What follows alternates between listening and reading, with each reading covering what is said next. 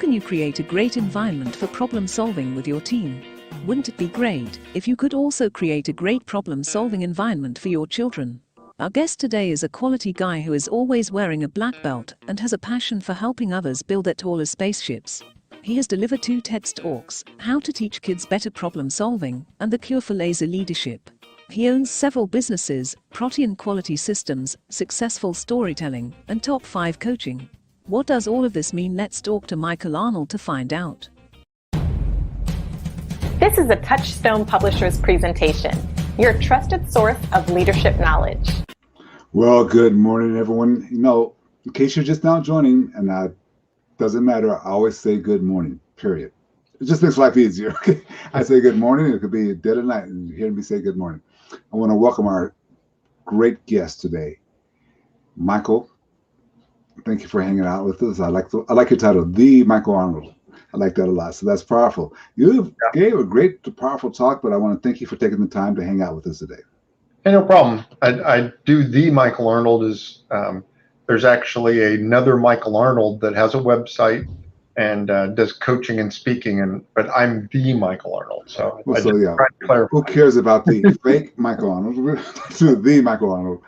A lot of ground to cover. I'd like to cover. Of course, I kind of lay out what I want to do, but I don't know what I'm going to do. So I do have one question that I set up that I want to do, and that's going to be simply this. Tell us about something that's unique, powerful, purposeful that you do either with your TEDx talk for yourself or for your organization. What's powerful, what's unique that people need to know about so they can get a little bit of understanding about those 3 things? Well, the thing I do is I help people solve their problems, and I teach people to solve their problems. So I like to say that I don't help people with their problems. I like to teach them to fish. And I do that using statistics. So I think that's the powerful thing, and it's one of the things I talked about in my talk is, we have so much data. The CEO of Google said, we created in 2 days the same amount of data that we had for the last 10,000 years of human history. So, using data to be able to answer questions, solve problems, and come up with solutions is what I do. And that's very, very powerful. Well, and it is powerful because I like what just takes 2 days to get that information, create that much information. And that's what we do throughout all the time. And then like every 2 days, we do that again. Yep. And the unique thing about that is I've worked in corporate America, and the amount of data that corporations collect now, it's too much. They can't manage it. And AI will help with that, but people don't even know how to use AI yet. And once they learn that, that's going to become even more powerful. Not the truth. I can just almost testify to what you're saying because I just got involved with an AI company, and I have no idea what to talk about and what they're doing. Is it too much data to be useful? I mean, is it getting in the way? It can. The big problem that I was dealing with on working on problems was you get a lot of free text. So if you have free text, people can put whatever they want into that box, and they can misspell it, they can say slang words and contractions, and when you're doing searches for something, if you aren't searching for the right thing, you get a lot of data that it's just useless without really understanding what's there. And you have to have someone smart enough to look at the data to be able to analyze that. Okay, so I want to pull that apart, but before we get there, I want to ask you one other question, a little bit different. Your journey to your TEDx, you've done 2, but when you first decided, okay, I want to talk about this, how did you decide I want to talk about this subject, and what was that like to get it to that TEDx talk?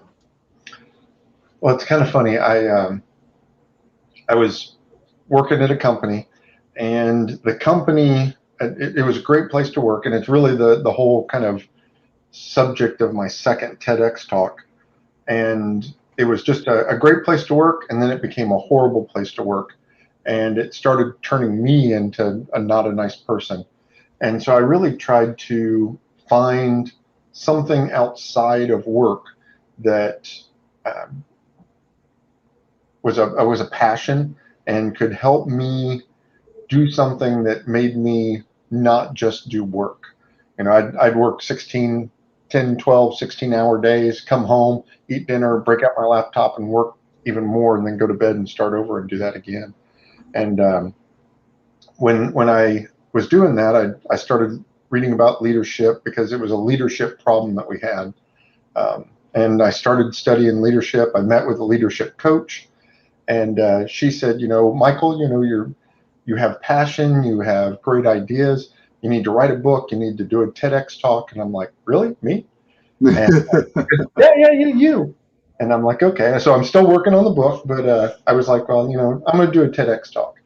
And I signed up for our local TEDx. I live in Greenville, South Carolina, and TEDx Greenville just is amazing. They've been doing it for, I think, 12, 13 years now. Wow. And so basically, when you look at it, I think I was year number 9. So their quality, they've learned how to do it correctly. So the quality was amazing.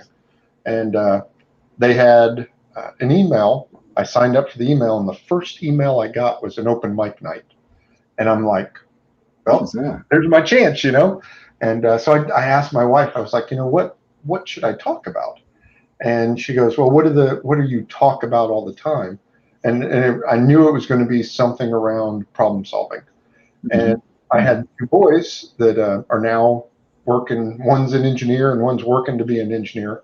My wife and I are engineers. So, you know, when I looked at it and thought about problem solving, you know, I realized that we weren't teaching kids the same problem solving that I was teaching kids. And my youngest son kind of helped me because he asked me one day, Papa, what is it you do? And I tried to explain it. He had no clue what complex problem solving was, and or statistics. So for him to not know that, and he was in middle school at that time, that was shocking to me. So from that standpoint, I was like, you know, we need to teach kids better problem solving. And that's kind of my topic. Luckily, I had lots of stories talking about my kids and some of the things.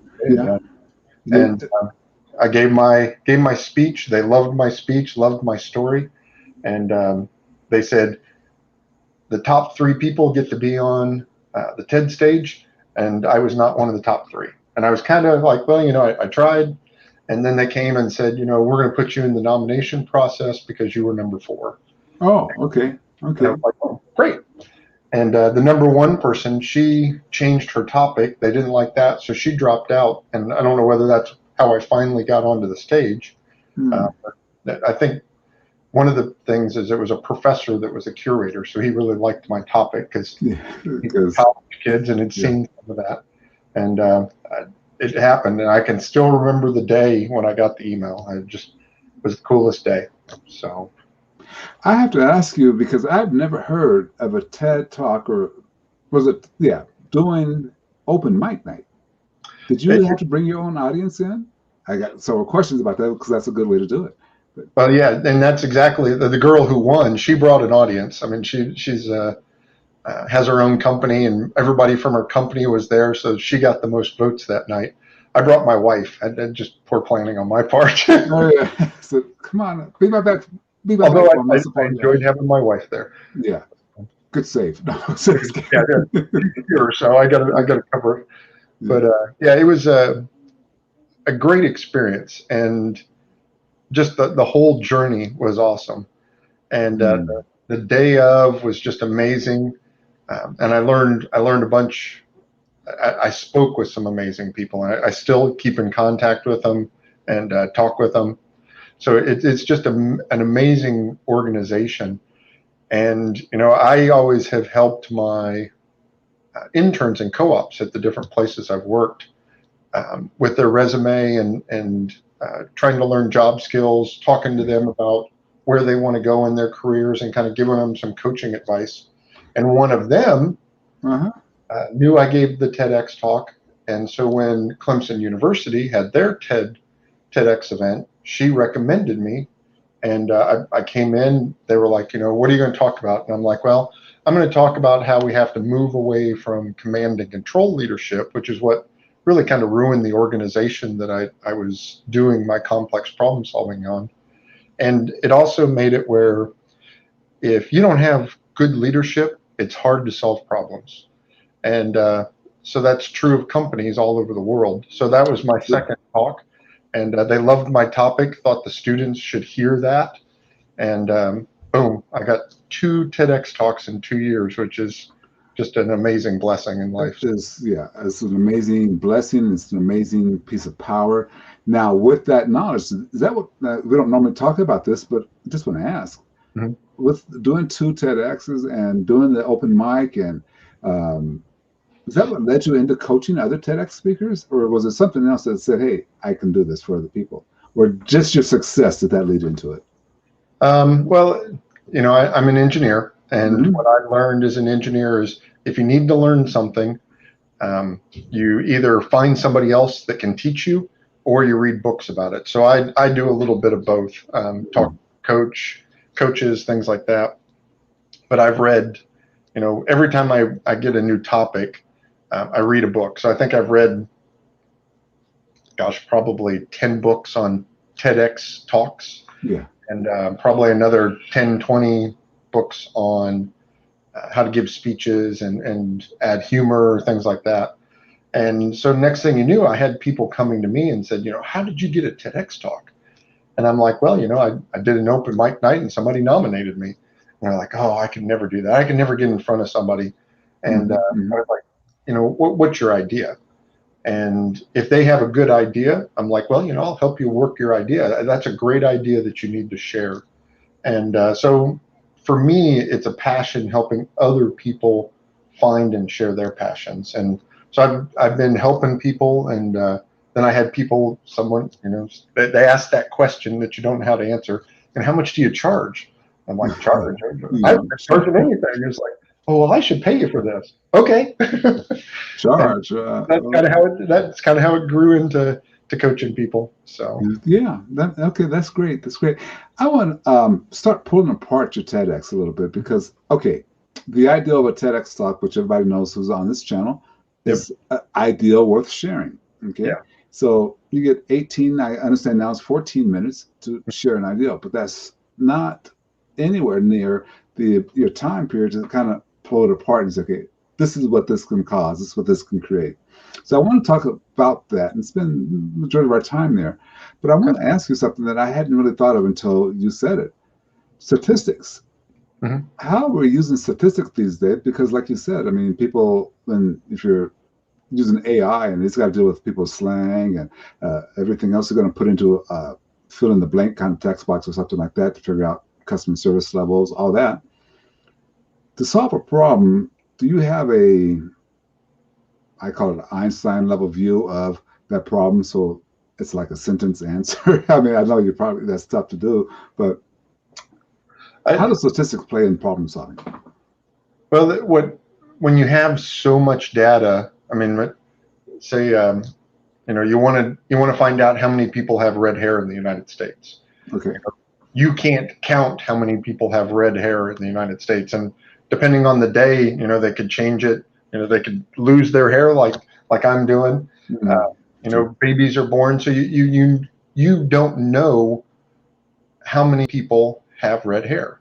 Right. So the whole idea of statistics is you pull a sample from the population and it has to be statistically significant. So it has to be enough people that you have minimal error and risk of being wrong, but you basically pull that sample and you count how many people in that sample have red hair.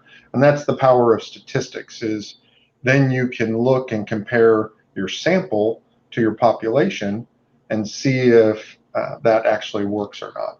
And then that's the power of that. So when you have all of that data, especially when you're solving a problem, if you see you have a problem and it's a big problem, it's actually much easier because you can pull a sample and normally find that. But say you have a 1% problem. Well, I have to look at 100 parts to potentially find one bad piece. So do I need to look at, 500 pieces to find 5 pieces or not. You just don't know. So that's where statistics and sampling comes into play when you're trying to solve problems, and looking for those clues. And that's what I like. It's a detective. I'm Sherlock Holmes trying to find the root cause of the problem, and statistics is a powerful way to do that. So statistics will kind of point out to you to kind of say, okay, here's a group of 1,200 samples. Mm-hmm. And of that 1,200 samples, 100 of them are this. Yeah. And now you kind of know there's a problem to solve. Yeah, and a good example is I've just recently worked on a problem, and I like to think of things in distribution curves. So, the normal distribution curve is you got some good parts over here, got some good parts over here, some bad parts over here, and then you've got a bunch of good parts in the middle. So when you're looking for the distribution curve of things, a lot of times you'll see this little curve over on the end that just doesn't fit into the rest of the data. And sometimes that's the clue of what is that special cause that's causing my problem. And that's what happened recently. Is there was a shift in the data. So I saw one of those little bumps out on the end. And when I saw that, I knew that I had a special cause that was out there. And then digging deeper into the data, I could see that those parts were related to a shift in the data. So then I knew I was looking for some way for the data to shift. And I started looking at the process, and I saw that, the parts could shift if this happened. So I set up a GoPro of all things and just watched the process. And lo and behold, we solved the issue and had to determine what was causing it. But then when we did, we were able to fix the problem. And I mean, it was one of those, I follow the 80-20 principle, 20% of the problems out there cause 80% of what actually is a problem. Yes. And so from that standpoint, that ended up being one of those 20-80 things. When we fixed that issue, 80% of the problems went away. So just very powerful. Okay. Question about you. Okay. Six Sigma?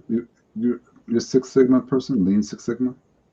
Not so much lean. Lean and Six Sigma kind of get lumped together a lot. Too much, yeah. Lean is really the service, yeah. Toyota production system, yeah. And the efficiency, improving the efficiency of processes, things like that.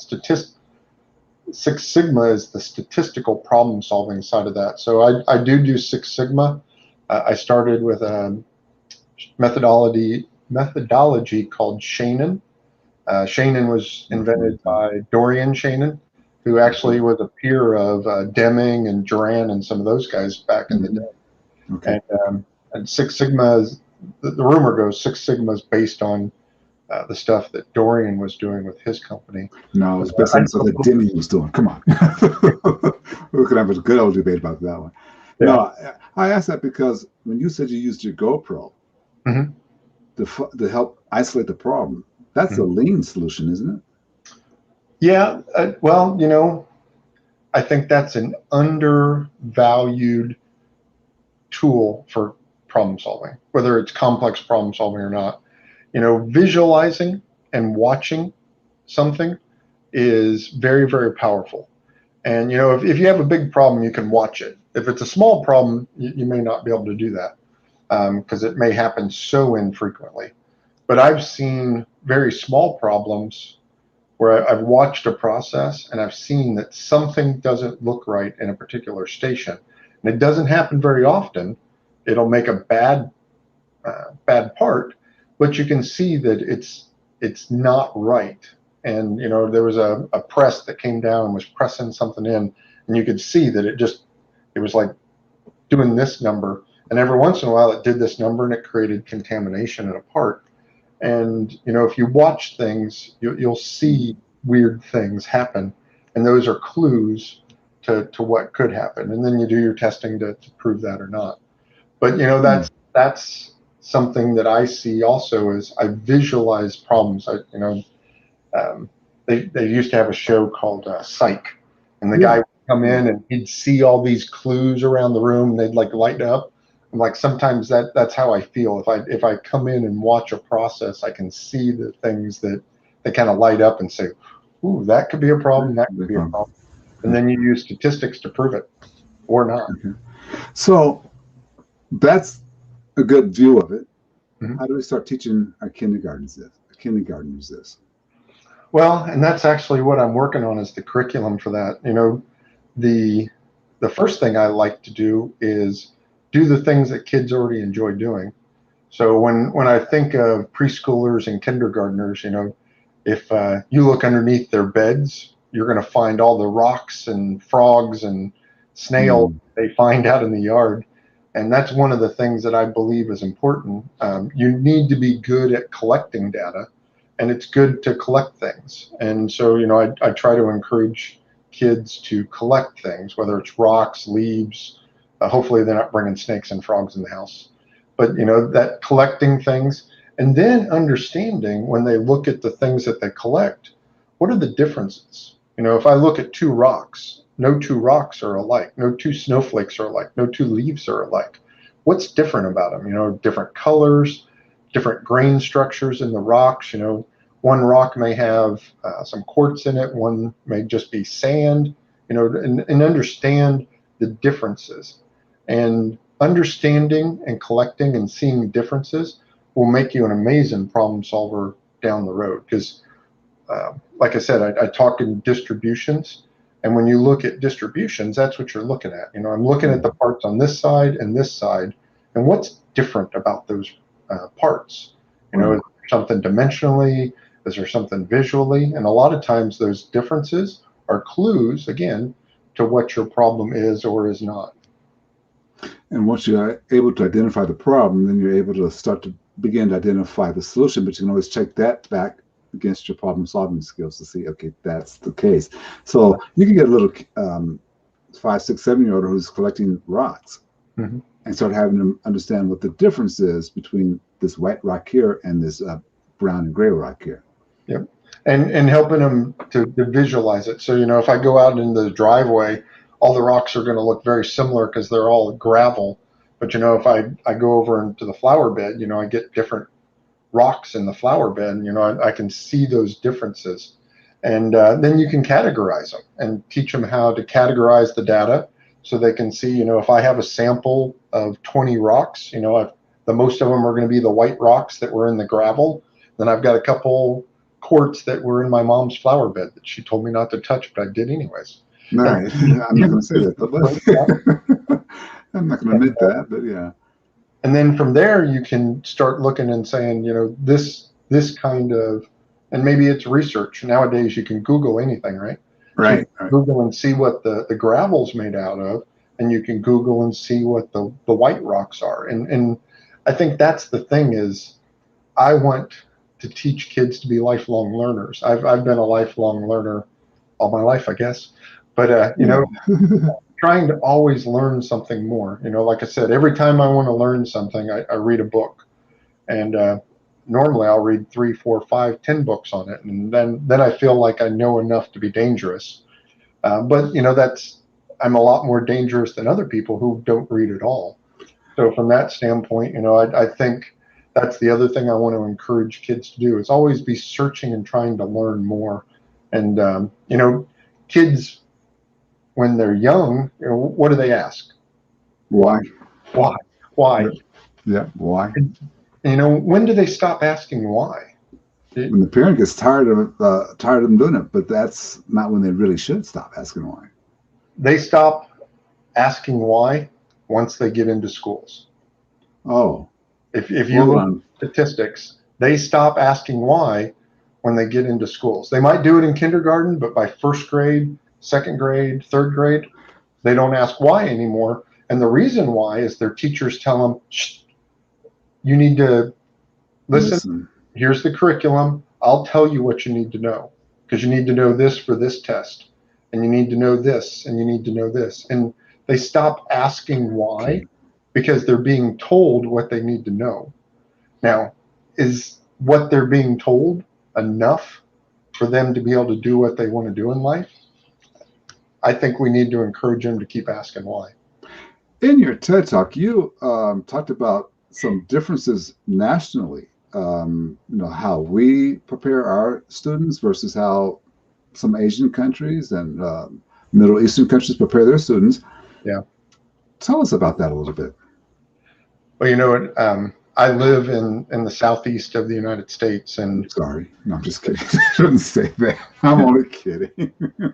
actually, I moved there from Indiana. I'm originally from Indiana, but when you look at that area, you see that the map that I showed in my TEDx talk, it was white, and a darker color meant that there were more people that had applied and gotten patents.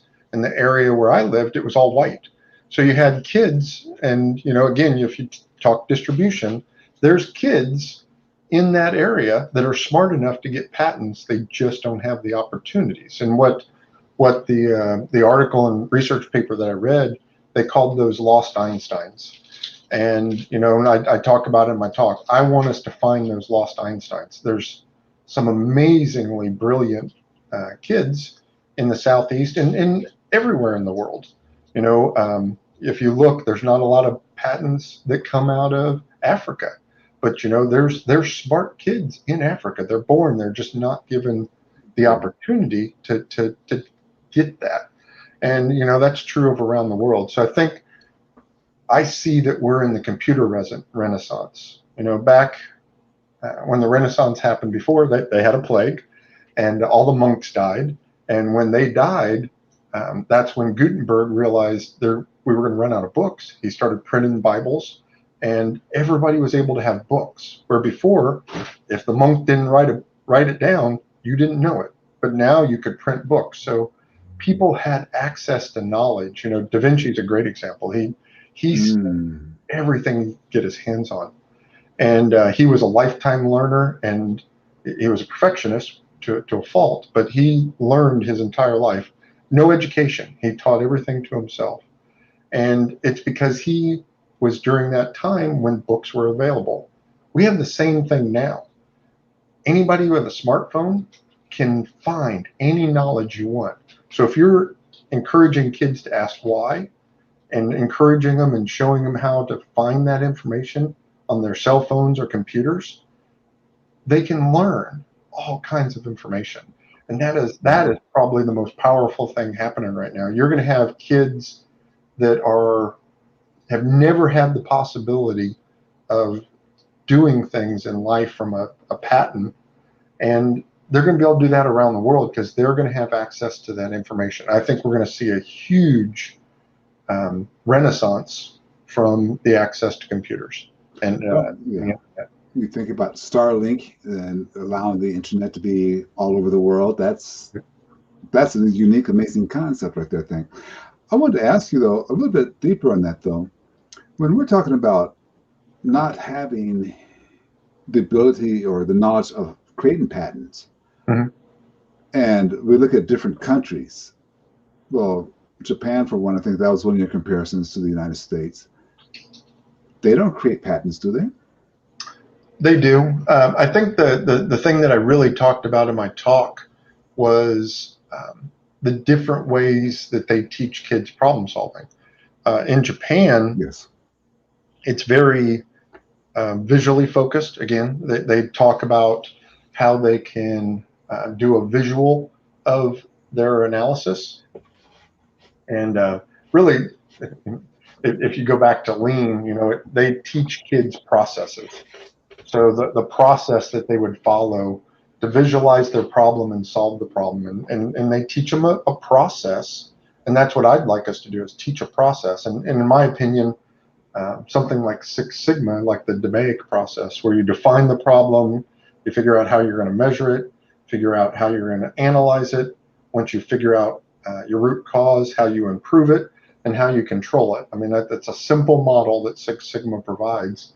And, we teach kids how to solve the problems that we give them. We say, here's your math problem, solve it. And they either get it right or they get it wrong. And to me, I think it's good to give kids a problem that they have to define, figure out how they're going to measure it, and analyze it and solve it. And then if they get it wrong, that's okay. They learn from that. We don't learn anything from success. We only learn from our mistakes. Okay, hold on. I'm going to stop you there, because every now and then I hear what I call a writable moment. But I want people to turn around and not tweet it, but write it down. I think that's a writable moment. We don't learn from our successes. We learn from our failures. Yeah. And some people don't, but some people don't, but children will if you don't penalize them. Right. And that's the thing I think also that stops kids from learning more in school is that right there. I think that's another key moment. Penalizing kids, and if they don't get the answer right, they don't get a good grade. And I know as a parent, I spent time penalizing my kid because he didn't get the grades that he was supposed to have, and I knew he was smart, but he wasn't being challenged. And when he wasn't being challenged, he'd get bored and he'd and check out. Yeah. And so I think that's one of the things that I learned as a parent, which is my next TEDx talk. I think we need an organization like all of the lobbying groups that we have across the U.S., the NRA and the ACLU, they lobby for these laws and everything. Parents don't have that. So if you really look at what parents have, they have PTO, PTA, which is more there to support the kids, not necessarily to improve the education system. And I think there needs to be a national organization that parents sign up for when their kids join the school, and they lobby and donate money to, so that they can lobby our U.S. government to improve education. We're using the same education system that we created over 100 and some years ago, and today it's not doing what it needs to do. Well, I don't want to go down that divide, but I think that we don't do what we did 100 years ago. Exactly. We don't have gym, we don't have music, we don't have art in schools. Right. So just to start, but we won't go down this subject, not too deeply anyway. Yeah. So just, I guess I'm a little bit confused then on the process of saying, okay, you're working on it though. The process of saying, okay, kindergarten, here's how you problem solve. Yep. Or here's the better way for me to think about it. A parent is a leader. Leaders are parents. Okay. How do we create that safe environment for problem solving? Number one, I guess we don't penalize, but what else do we do to help kids and our team of direct reports better problem solving skills? Well, one of the things that after I get them so that they're collecting and visualizing and categorizing their data, then I want to start giving them projects or problems that they need to overcome. A good example is a friend of mine is a music teacher, and every year she gives her students just a box full of junk and says, we're going to have a concert with this box full of junk. Figure out how you can make some instruments from this stuff. So they have to figure out how to take this box full of junk, turn it into musical instruments so that they can play them. Great analogy. Might be a paper towel tube, and they've got to learn how to play the drums, or maybe they use it as a trumpet, whatever. And it makes them be creative, and from there overcome the problem of using junk to make music. And so that's what I think we need to do, is just give them something and tell them, this is what we'd like for you to do, and make them mash up. And I think the other example I talked about, which goes back to what you were saying, you take art students that are creating the storyboards, you've got English students that are creating the stories, and you've got kids that are great with computers helping to program and turning this all into a video game. And when you get to middle school, that's what I'd like to see, is give them a project where they have to use art and science and music and put it all together. And I think, like you said, that's missing. We don't make those mashups. You go to art class, and you go to music class, and you go to science class. You know, I think it's Sort of- Finland kind of puts a lot of that stuff together, and yes. they're now the best education system in the world, Finland, you know, and the US is, I think, like 29th and dropping. Yeah, yeah. And you know, it's because, again, I think we need to, I keep saying, disrupt our education system, and but there's no motivation for our politicians to do that because parents aren't organized to be able to do that. So that's my next TEDx talk.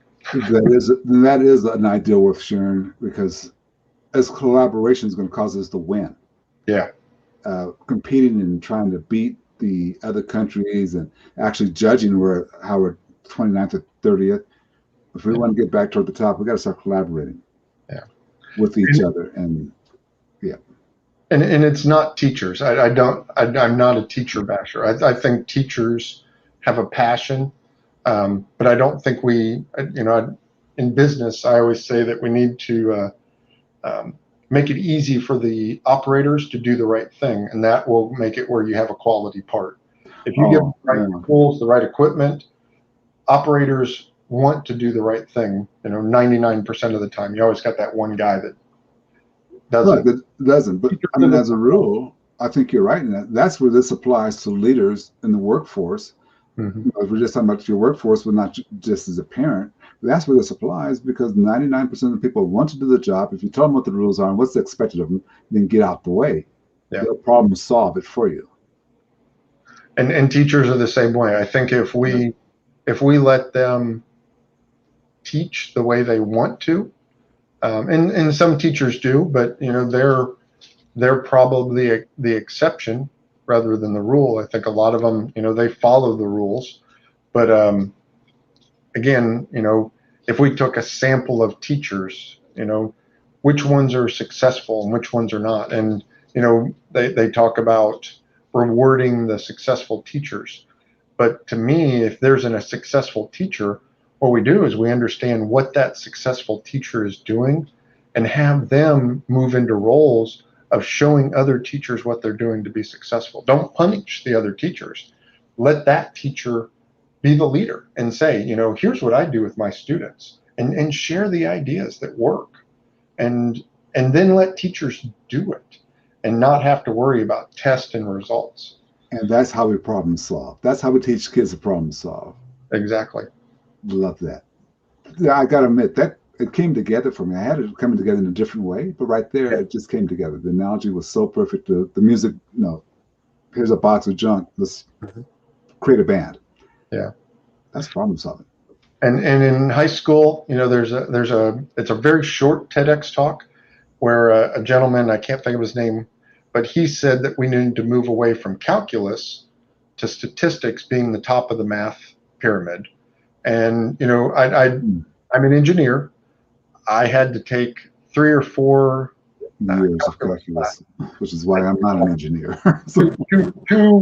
At least 2 years of calculus that I took.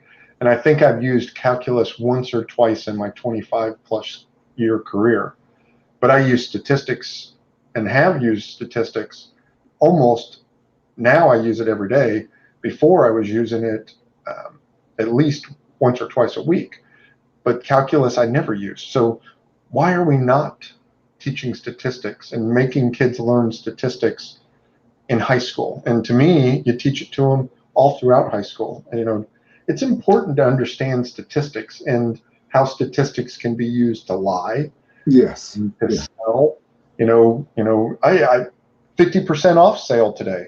Well, yeah, it's 50% off of the price that's the manufacturing price. Well, yesterday, that price was $1. Today you raised it to $2 and you gave me 50% off. It's still $1. And it's still a lie. And it expands so much further than that. Oh, yeah. Yeah, that's a perfect analogy for it there again. 50% off of what? Exactly. Okay. When you were talking about statistics earlier, I was thinking about how we poll in elections. Mm-hmm. Sample poll of 1,200 people. Okay, well, is that really a large enough sample? Mm-hmm. Well, 2016 it proved not to be, but 2020 it proved to be.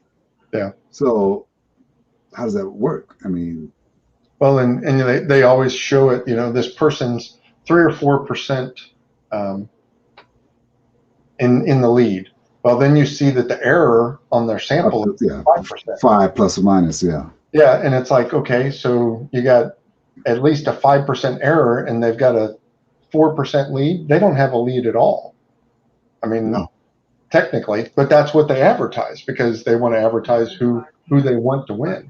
Yeah, exactly. Well, exactly. What so that's a good problem-solving situation there. I think we got to. But you got to get the math right, the statistics right. You got to get the sample audience right. You got to get all those things right. You got to get the problem right. So I fully now can think, okay, let's put this in kindergarten. Here, kids, it's snowing outside. Solve a problem for us to have a good day inside. Yeah. Excuse me. Some small area. Okay, let me ask you this. So I'm going to push this. I want to be really respectful of your time, and I see we're starting to get to that hour time period, which wasn't planned for, but I appreciate that. When you did your TED Talk, which one came first, the leadership one, or I think you said the problem solving one.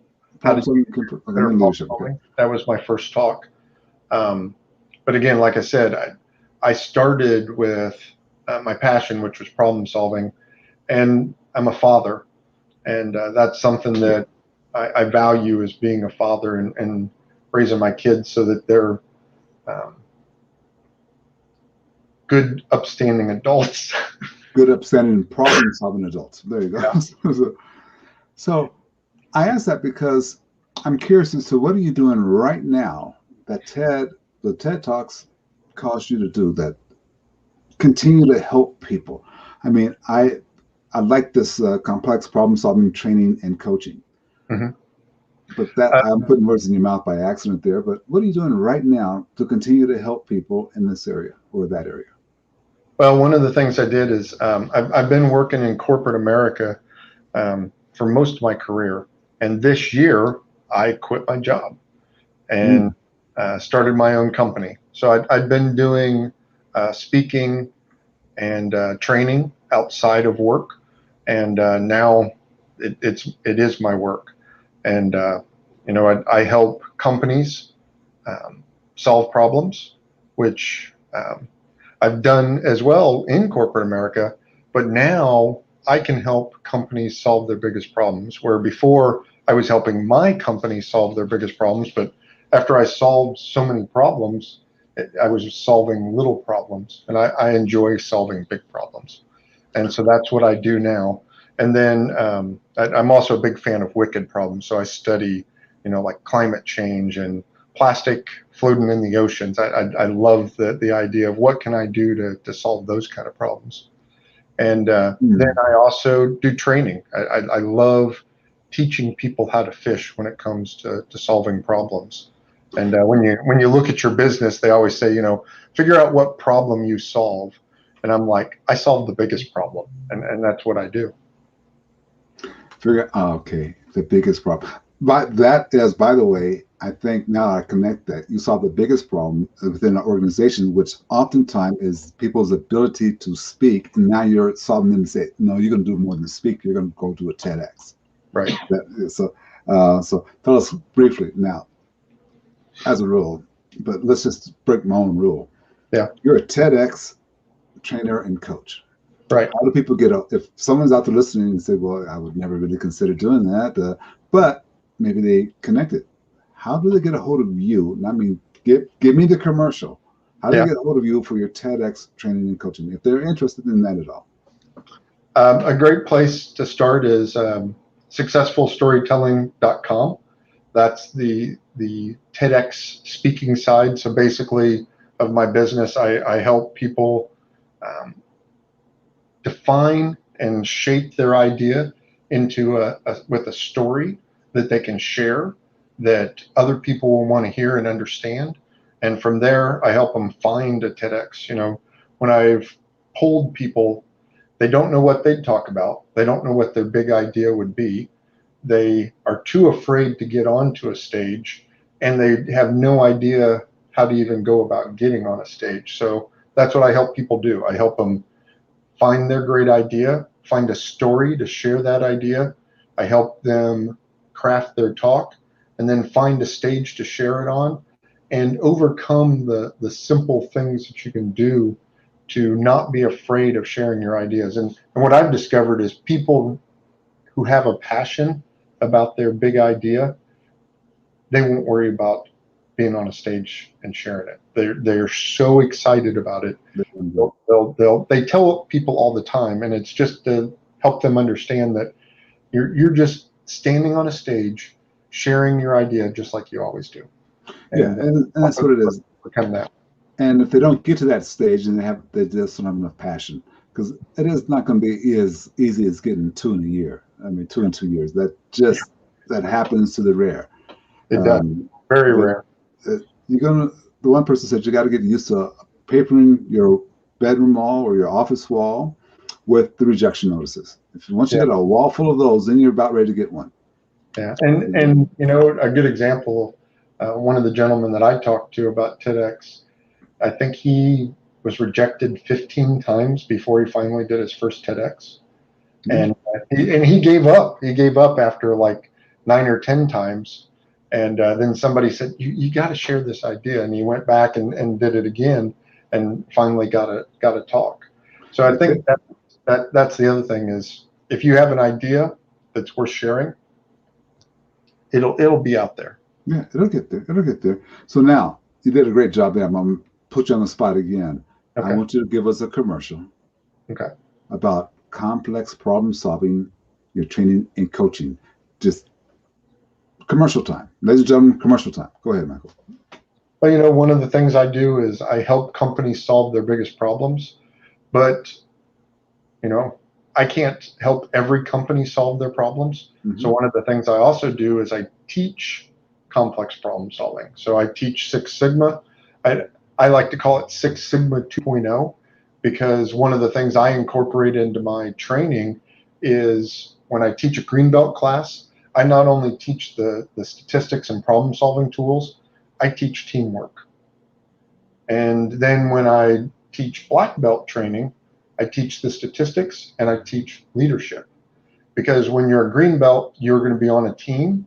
And not only do you have to have the tools, you have to have the ability to work with a team. When you're a black belt, you're leading. The leader. Yeah. You've got to be a leader, and you have to understand the tools. So to me, that's what I've learned as a problem solver. I could solve problems really well, but if I couldn't be part of a team or lead a team to solve the problems, we weren't going to do it. So that's one of the things I've done with my training, is incorporated that into the training as well. Okay. How do people get a hold of you for that? And I will just say, personal experience with Six Sigma, mm-hmm. You would be surprised at how much it applies to a lot of things. Speaking, how much it applies to just a lot of things. But how do people get a hold of you for that level of training, problem solving? Then I've got another website which they can use, my other website, to get a hold of me for anything I do, and it's themichaelarnold.com. So that's my main website, and I do professional speaking as well. So I will come in and share my TEDx and other ideas that I have, and that's where they can talk to me about the training and coaching side of my business as well. Or if they want me to come in and solve their problem, I can come and do that too. So I'm going to suggest that everybody take some time and go to themichael.com and themichaelarnold.com. Yeah, themichaelarnold.com. That will be in the show notes, so you can get to that as well in the show notes. Let's do that. But here's my last set of questions for your hope. I always say this, but then I always say, I want to do more than that. All your addresses and all those things would be in the notes. You can take a look at them. But here's the question I have for you. Okay. What question did I not ask you that I should have asked you?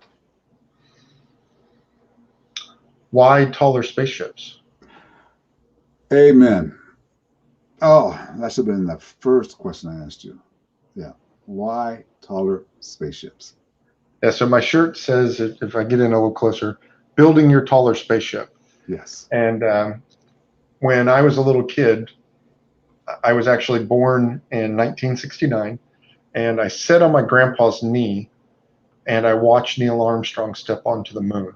Well, my grandfather passed away when I was 9 months old, so I never met my grandfather, but my grandmother's told me over and over that I sat on his knee and watched Neil Armstrong.